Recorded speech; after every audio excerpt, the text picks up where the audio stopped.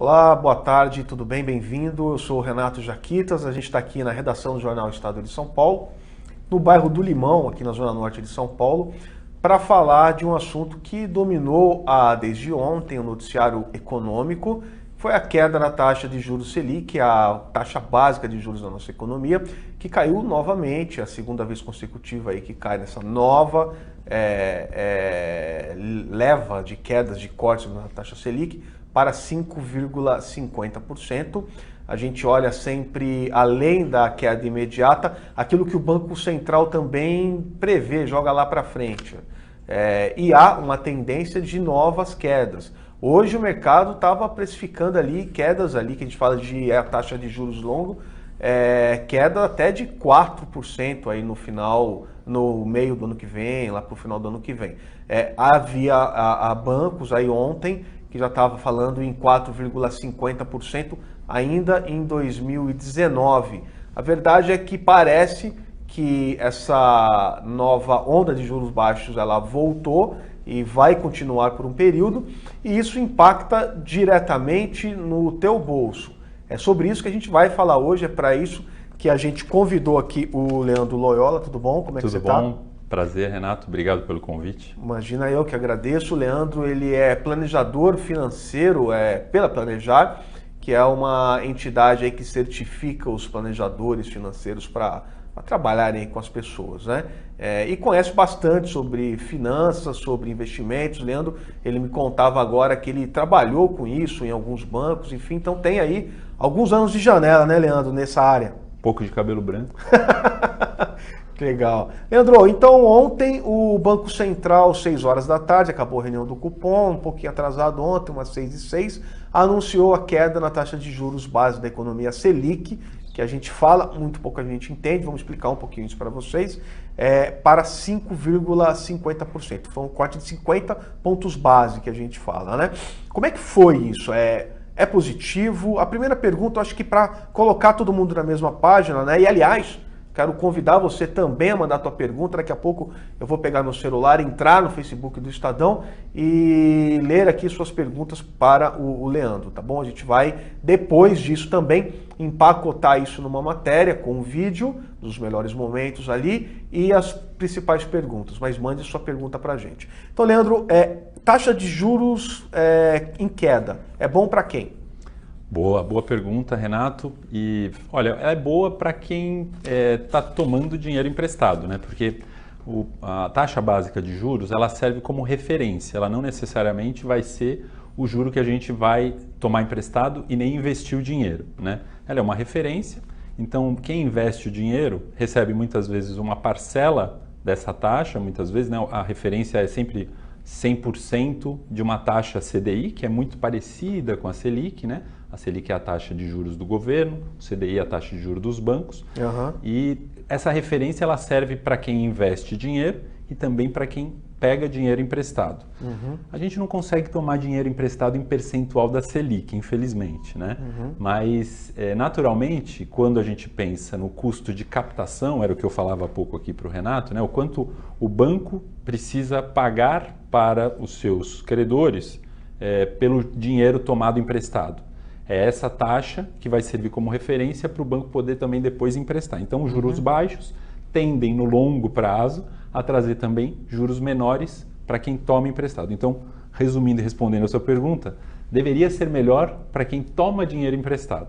A notícia é pior para quem investe o dinheiro, para quem tem dinheiro guardado, recebendo juros atrelados à taxa de juro básica, CDI, né?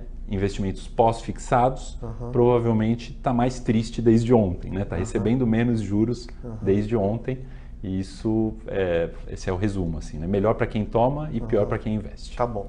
Em 2017, eu acho que deve ter sido em agosto de 2017, a gente retomou ali, ficou por um bom período com 14,25% de taxa Selic. Então, 2 dígitos, era um ambiente muito favorável para o investidor que tinha juro real importante. Não era tão alto quanto as pessoas também achavam, porque a inflação era alta, né? Depois a gente vai colocar para vocês uma tabela e um gráfico com juros real, para você ver como é que funciona isso. O juros real é o juro da economia, Selic, subtraído ali, descontado a inflação no período, né? Então, pelo menos nominalmente, a pessoa tinha a percepção de que o dinheiro dela rendia mais do que rendia hoje. E aquelas pessoas que pegavam dinheiro emprestado falavam, bom, eu estou pagando alto porque a taxa de juros no Brasil é alta. Hoje, passado então 2 anos disso daí, a taxa de juros caiu bastante, né? A gente está com 5,50%. As pessoas que colocam dinheiro para investir têm essa percepção, falam, bom, tá mais difícil, eu estou ganhando menos ali, eu estou remunerando menos o meu dinheiro. E aqueles que pegam dinheiro emprestado continuam reclamando do valor dos empréstimos imobiliários. Por que essa percepção, hein? É uma percepção que não é real, é uma ficção, uma coisa, um efeito visual, ou de fato é uma coisa verdadeira? Os juros, para quem toma empréstimo, é caro e para quem aplica é baixo. Não, é verdade. Eu acho que não é só uma ilusão, não. A gente não viu a taxa de juros para o tomador cair tanto quanto caiu para o investidor, né? Isso aconteceu e eu acho que é uma discussão longa, né? Que a gente poderia ficar a tarde toda aqui falando sobre isso e sobre os motivos disso acontecer. Tem gente que diz que é o risco, né, de crédito no Brasil, alta taxa de inadimplência, todos os problemas relacionados. Tem outras pessoas que vão dizer que o custo da operação bancária é elevado também no Brasil. Os motivos a gente pode divergir, né? Mas o fato é que, apesar dos juros básicos terem caído tanto, ele caiu muito mais para o investidor do que para o tomador, né? O tomador continua pagando caro e, em relação à taxa básica, ele paga um múltiplo muito maior do que pagava lá nesse período que você mencionou. E qual é a explicação para isso? Então, é o que eu estava mencionando no começo da minha resposta. Assim, explicações a gente escuta diversas. Dos banqueiros você escuta. Não, meu risco é muito mais alto. A inadimplência é muito alta no Brasil. A inadimplência é alta, os custos de operação são altos, né? Eu opero num país cujo nível de segurança pública é pior do que os outros países. Bancos que operam em diversas geografias mencionam isso.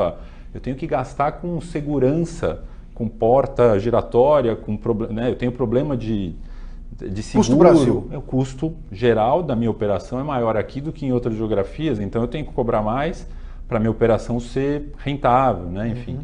As justificativas você vai ouvir diversas. Os compulsórios também são justificativas mencionadas pelos banqueiros, né? Que assim, o Banco Central me tira o poder de emprestar dinheiro numa taxa muito elevada, porque ele absorve uma parte importante dos depósitos à vista que eu tenho lá, dos a prazo, né?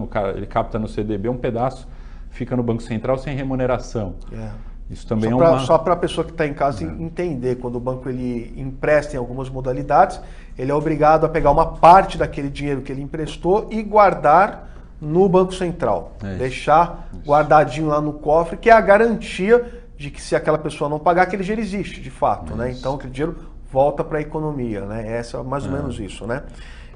Bom, vamos falar um pouquinho de investimento, então, né? Que as pessoas estão aqui já perguntando, tem gente perguntando de crédito imobiliário e tal. Só para colocar todo mundo, tem muita gente que chegou agora. O meu nome é Renato Jaquitas, eu estou com o Leandro Loyola da Planejar e a nossa conversa é, como diz aqui em cima, sobre taxa de juros Selic é boa para quem, né?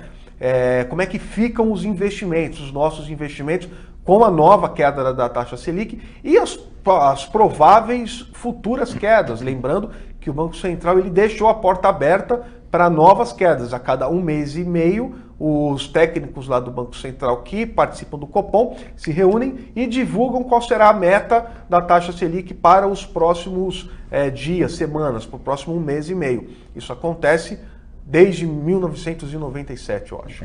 É isso, né? Então, vamos lá. Vamos colocar, vou pedir então aqui para o Cláudio colocar a arte número 1, que a planejadora também, Paula Sauer, ela fez essa arte e ela fez algumas simulações ali, né? Então ali a gente tem uma comparação para você entender. Quem tem R$1.000 coloca naqueles produtos da primeira linha ali, da primeira coluna, né? Da esquerda, e ali como é que fica o rendimento disso no final, né? Então você pode ver, isso aí só tem renda fixa, né, gente? Porque renda variável você não sabe, não consegue projetar. Você só projeta renda fixa, então não tem jeito. Depois a gente fala um pouquinho sobre ações, sobre fundos imobiliários, outras coisas, né? Mas ali, ó, você vê que a liderança dá um leadzão para vocês, um geralzão. A liderança ali fica com as letras de câmbio, né, letras de crédito imobiliário e letras do agronegócio, LCI e LCA. Mas essas aí são produtos, né, do que são menos líquidos, como as pessoas dizem, né? Você precisa deixar o teu dinheiro mais tempo nesse investimento para conseguir oferir esses lucros aí. Se você tirar antes, às vezes você nem consegue tirar, não é? Você vai perder a lucratividade do teu dinheiro. E aí depois você tem um CDBzão lá, é um CDB de 114,50%. É um CDB de banco médio. Isso. A gente pegou um CDB bem de banco médio mesmo, que geralmente paga mais do que os CDBs de bancos grandes, né? E tem o Tesourão Selic ali, que é o super líquido, né? Aquele que você... É como se fosse uma poupança, né, no Tesouro Direto. E como não podia deixar, os fundos DI, que são fundos de renda fixa atrelados ao CDI, e a poupançona aí no meio, queridona de todo mundo, que está rendendo 3,85% a partir de agora. Era 4,20 antes e agora passa a ser 3,85. Aí a gente volta agora para o Leandro para fazer uma avaliação disso tudo que a gente viu. Leandro, poupança, pelo menos ganha da inflação, né? A inflação está estimada ali para 3,40, né?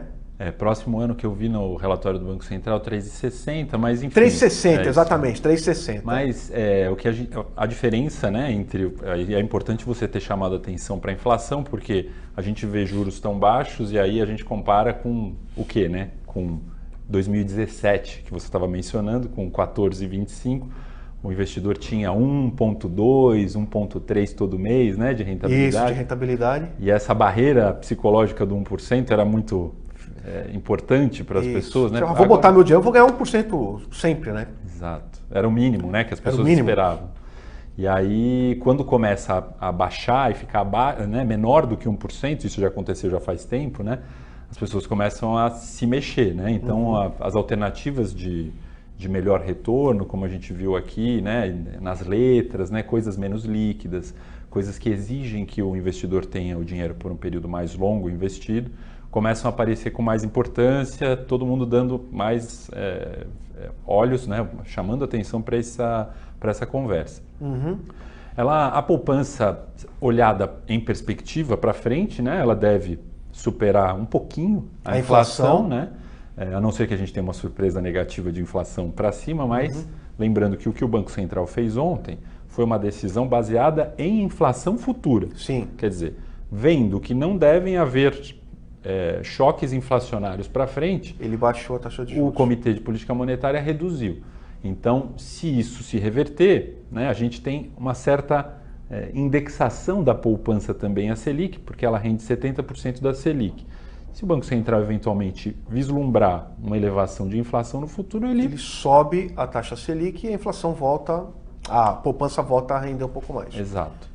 Então, essa diferença entre poupança e inflação, espera-se que se mantenha estável ou eventualmente até um pouquinho maior. Tem até um projeto de mudança do rendimento da poupança que o governo está aventando, ainda não tem muito desenho, mas a gente pode falar dele quando aparecer, eu volto aqui. Tá bom. Mas, grosso modo, é verdade, né, que a poupança está rendendo pouquinho, ela meio que corrige o que a inflação traz, né, no atual cenário. Quando a Selic cai para 5, se cair, que é a projeção, né, praticamente vai empatar e eventualmente até perder da inflação. É uma correção monetária, né? Entendi. É um segurão, a gente colocou isso no jornal de hoje, né? A poupança, na verdade a renda fixa de uma forma geral, ela acaba virando uma espécie de seguro para o seu dinheiro. É um lugar onde você vai guardar seu dinheiro e ele vai ser corrigido, pelo menos corrigido pela inflação, é isso. O que é legal falar... Você vai perder da inflação. Que é um problema da gente falar de inflação como IPCA, né? Porque o IPCA é uma média da inflação com determinadas premissas que o IBGE estabelece lá, que é famílias que ganham até 40 salários mínimos, tal, uma cesta de consumo estabelecida, né? E aí, eu estava vindo para cá, me ligou meu amigo Luiz Correia, que também trabalha na Planejar, já deve ter vindo aqui algumas vezes. Sim. O Luiz me lembrava da inflação pessoal. né? Exatamente. Que cada um tem uma inflação. A inflação, né? De cada um, né? A inflação de cada um. Ele me lembrou, e eu não estou acompanhando muito para falar a verdade, mas ele mencionou plano de saúde. Ele falou, Leandro, esse ano o meu plano de saúde subiu 20%. Que inflação é essa de 3,60 projetada, que eu estou duvidando dela? Porque o meu plano de saúde representa muito na minha cesta de consumo. Quanto que subiu o plano de saúde? 20, o dele. O dele. Né?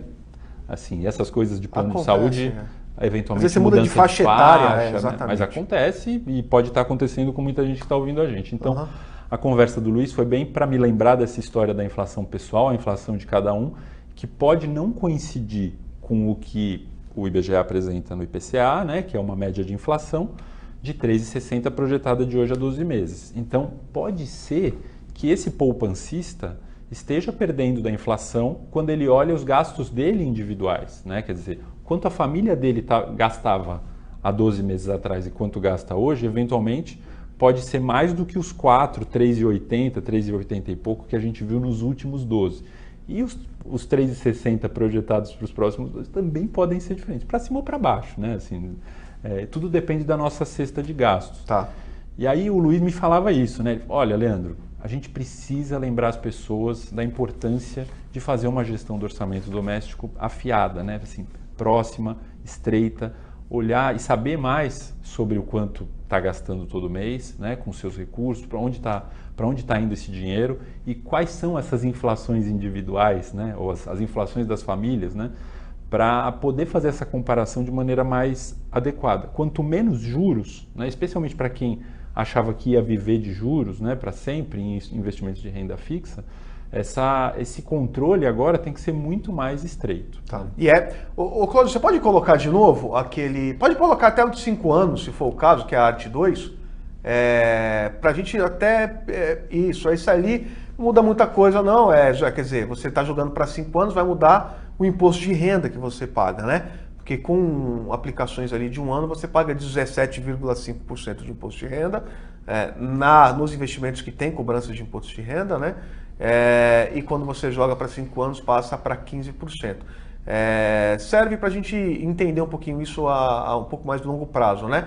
Mas a verdade é a seguinte, algum cenário desse, você vê fundo DI ali, os de baixo, o pessoal que está em casa ali, ou está no computador, sei lá onde está vendo essa live, você vê que dependendo do fundo DI, tem muito fundo DI com taxa de administração alta, vendido ali pelas instituições, então que é essa taxa de custódia, taxa de administração e custódia. Se você pegar o último ali, tem uma taxa de 2%. Mas quem vai pagar 2%? Muita gente paga, ainda é realidade de muitos produtos, sobretudo os mais antigos. Então, os produtos mais antigos. Então, quer dizer, ali o cara está perdendo da inflação feio, né? Até 1% da inflação. E a pessoa que tem, nessa conversa nossa, a dificuldade ali, o desafio que é da inflação de cada um, às vezes tem um aumento ali de imposto de plano de saúde de 20%, o que ele faz para proteger o dinheiro dele e conseguir recompor essas perdas inflacionárias tão importantes? Escola, plano de saúde, não só falando de alimentação, né, mas sobretudo na área de serviços, né? Então, o investidor, que eu comentava que era o que vive de juros, né, ele vai ter que encontrar outras alternativas que rendam mais. E aí, essas alternativas podem ser de diversas categorias, né? Ele pode procurar investimentos, como a gente mesmo mencionou aqui, que não pagam impostos, né? Então, as letras de crédito imobiliário, as letras de crédito do agronegócio, as outras LCs são todos instrumentos que não pagam imposto. Então, procurar alternativa que não pague imposto para maximizar retorno pode ser uma alternativa, né? Outra coisa importante é alongar o prazo do investimento, porque muitos dos instrumentos, como você mesmo mencionou, obrigam o investidor a ficar com o dinheiro preso, né? Sem liquidez, sem disponibilidade de resgate. Isso também é uma opção, né? E por último, e aí a gente já vai ter que ter uma conversa um pouco mais elaborada, porque é um investimento em instrumentos de maior risco, né? Então, diversificação, busca de retornos maiores usando instrumentos que não são necessariamente de renda fixa. ou são ligados à renda fixa a outras classes de ativos, como fundos imobiliários, né? Investimentos em ações. Né? Então, a diversificação talvez proteja uma parte dessas perdas. Né? Lembrando que juros baixos podem elevar o retorno de longo prazo desse tipo de investimento de mais risco. Né? Um investimento imobiliário, investimento de ações, né? As empresas mesmo que precisam de dinheiro para investir nos seus projetos, né? Com juro baixo, ela tira o projeto da gaveta e eventualmente esse projeto se torna viável economicamente e ela pode gerar retornos maiores no longo prazo para quem investir em ações. Né? Então, para responder a sua pergunta, no final é isso, né? Assim, buscar diversificação, investimentos de mais prazo, né? Prazo mais longo, investimentos que eventualmente exijam que você fique com dinheiro parado, preso por um tempo, são soluções para tentar driblar esse juro tão baixo da renda fixa. Entendi. A gente entrou na internet, temos aqui já algumas perguntas, né? E também tem algumas que a gente já coletou antes, né? E pelo que a internet queria mesmo, o pessoal estava interessado quando fala em queda de juros. Eu vou te fazer algumas perguntas, vamos ver se a gente tem como responder diretamente a elas, né? A primeira pergunta você já respondeu, a taxa de juros Selic é boa ou ruim, né? É isso. Ela é boa e é ruim. É boa para uma parte do povo e ruim para outra. É mais ou menos o que fala aqui, né? A Iris Freitas pergunta: para empréstimos, os juros também baixaram, né? Então, teoricamente sim, né? Teriam de baixar, né? Eu acho que deixa eu complementar para Iris. Iris, se você tiver a chance de procurar a instituição bancária onde você é devedora, né, e rever essas taxas que estão sendo pagas, eu acho que é o momento, né? Porque tem esse gatilho da queda da taxa de juros e, eventualmente, o instrumento que você está usando para tomar dinheiro emprestado pode não ser o mais adequado e você rever e buscar um instrumento onde você pague menos juros é uma alternativa válida. Eu acho que é um chamamento, o gatilho da queda da taxa de juros deveria ser um chamamento para quem está devendo dinheiro para banco e instituição financeira no geral, para ir lá e cobrar alternativas menos caras, né? Porque instrumento de crédito tem um monte, né? Tem desde o cheque especial, o rotativo do cartão de crédito, o empréstimo pessoal, consignado, né? Então, será que não tem alguma coisa melhor do que você tem hoje? Né? Não precisa, talvez você não consiga uma queda de juros no instrumento que você está usando, mas eventualmente você pode trocar de instrumento. Né? Então, procura a instituição financeira, senta sobre esse problema, né? Conversa com a família sobre esse assunto para tentar diminuir. Né? Isso aqui eu gostaria que fosse um chamamento para uma redução do peso dos juros no orçamento das famílias. Isso aqui eu acho que é válido. Maravilha. Dá para apontar um investimento que é melhor neste momento? Então, a gente Qual o melhor investimento? Né? Difícil, né? O melhor investimento é aquele que te deixa tranquilo, que resolve um problema específico, né? Investimento por objetivo, a gente fala, né? Então, a reserva de emergência pode render esse pouquinho aí, né? Que a gente estava falando, um investimento conservador, disponível para ser resgatado a qualquer momento.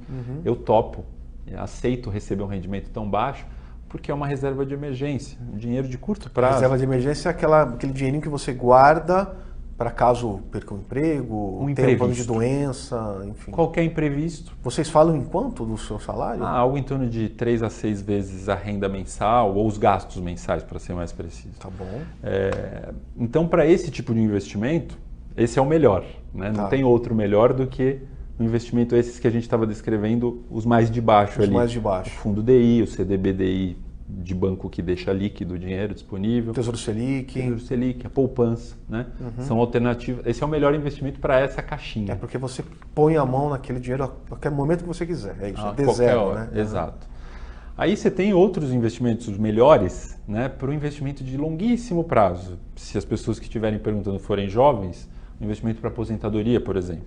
E quanto tempo a gente está falando de longuíssimo prazo? 20, 30 anos. É um dinheiro que você não vai mexer por 30 anos. Por um período longo.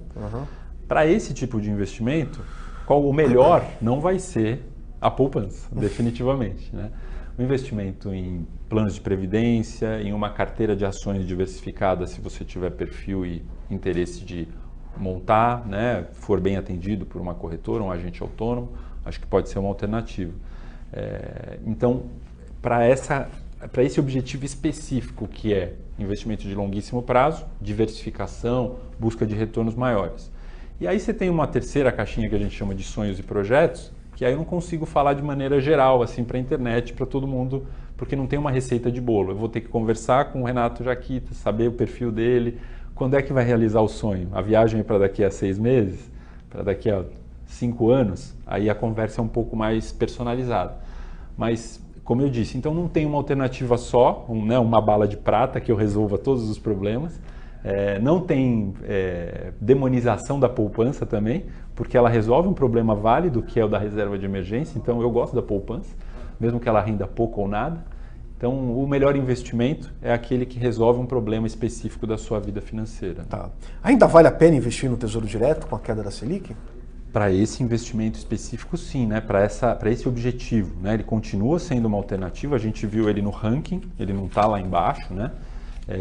O que chama a atenção do Tesouro Selic é essa iliquidez de curtíssimo prazo, que é o lance do D+1, né? Porque Sim. O Tesouro Selic ele cai na conta só no dia seguinte, eu tenho que lembrar que eu tenho um compromisso no dia seguinte até às 5 da tarde, senão, então ele não é bem uma reserva de emergência, assim, né? Eu falo que ele tem uma pequena iliquidez, né? Que eu preciso lembrar às 5 horas da tarde do dia anterior do meu compromisso.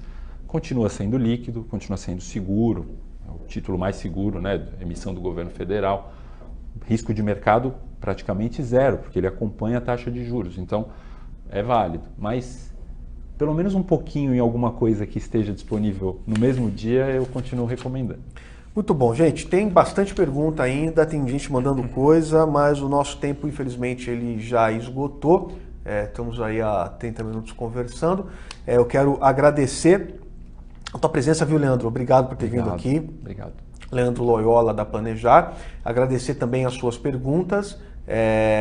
Essas lives, essas conversas aqui são recorrentes. A gente volta ao assunto a qualquer momento. Obrigado pela tua participação e até mais.